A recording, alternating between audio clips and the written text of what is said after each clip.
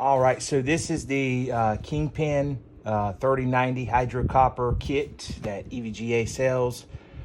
I'm gonna go ahead and open this up here. Haven't opened it before. Okay, let's see what's inside of it.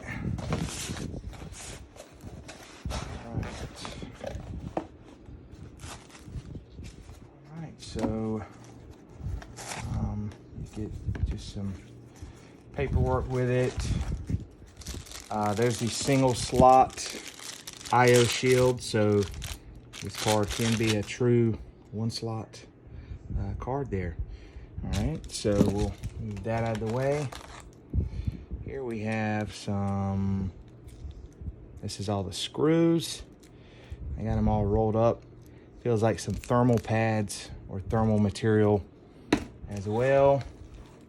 And here we have some thermal paste.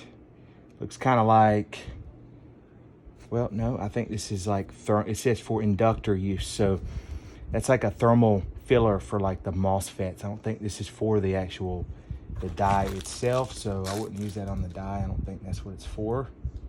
I don't know what they mean with that. I mean, it may be, I don't know. You gotta find out.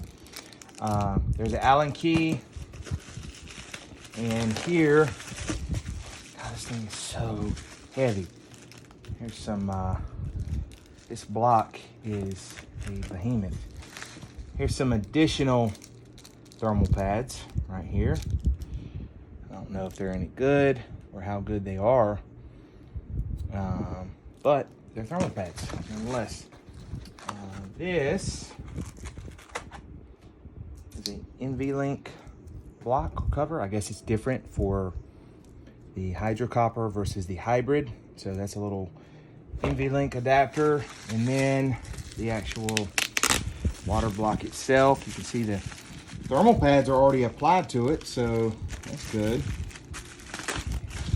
Okay, this thing is so heavy. So there's the 3090 Kingpin Hydro Copper water block and unboxing. So that is super nice. You got 1, 2, 3, 4, 5, 6 different ports that you could use for inlets or outlets.